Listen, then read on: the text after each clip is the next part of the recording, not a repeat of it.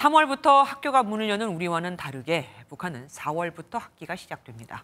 올해 새 학기에는 북한 교육에도 큰 변화가 있었다고 하는데요. 평양 돋보기에서 외교안보팀 김세희 기자와 더 자세히 알아보겠습니다. 어서 오십시오.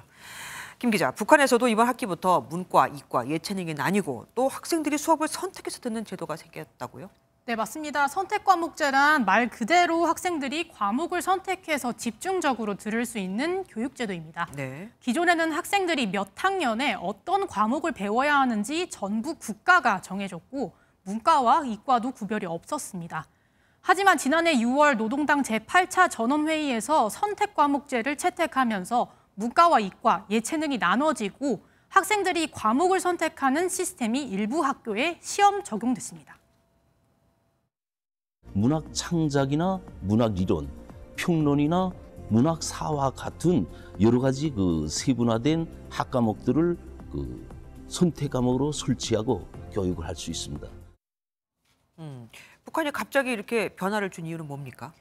김정은 위원장은 어린 시절 스위스에서 유학을 했다고도 알려졌죠. 예. 이런 유학 경험을 바탕으로 집권 초부터 12년 의무교육제를 도입하는 등 교육 선진화 정책을 내걸었는데요.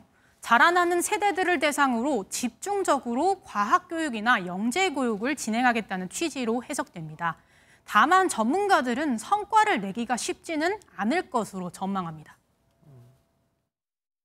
지방 같은 경우에는 학교에 전기가 들어오지 않는 경우도 많고 비가 새거나 심지어는 교사들이 생업 때문에 학교에 출근을 안 하는 경우도 있거든요.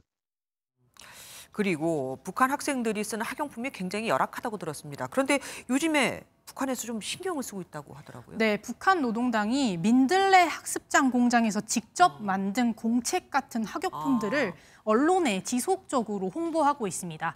김정은 위원장은 직접 민들레라는 공장 이름을 짓고 공장에 친필 격려문을 걸어두는 등 큰 애정을 보였는데요.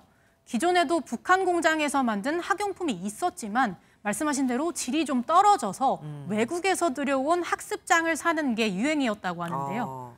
북한은 민들레 학습장 외에도 연필에는 해바라기, 책가방에는 소나무 등 식물과 나무 이름을 붙여 학용품을 일종의 브랜드화하려는 전략도 엿보였습니다.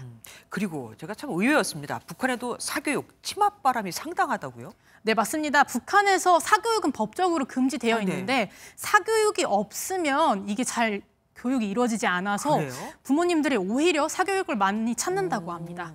지난 2월 통일부가 발표한 북한 경제사회 실태 인식 보고서를 보면 북한 이탈 주민 10명 중 1명, 그러니까 10% 정도죠. 사교육을 받은 경험이 있다고 답했습니다. 주변에서 사교육을 목격했다는 사람은 37%를 웃돌았습니다. 엘리트들이 사교육을 안 하면 할 수가 없어요. 학교 교육이 질이 낮기 때문에. 평양 지역은 다른 지방보다 사교육을 경험했다고 답한 비율이 2배에 달했습니다. 예, 어디나 이 교육이 문제네요. 평양 돋보기 지금까지 김세희 기자와 함께했습니다. 고맙습니다.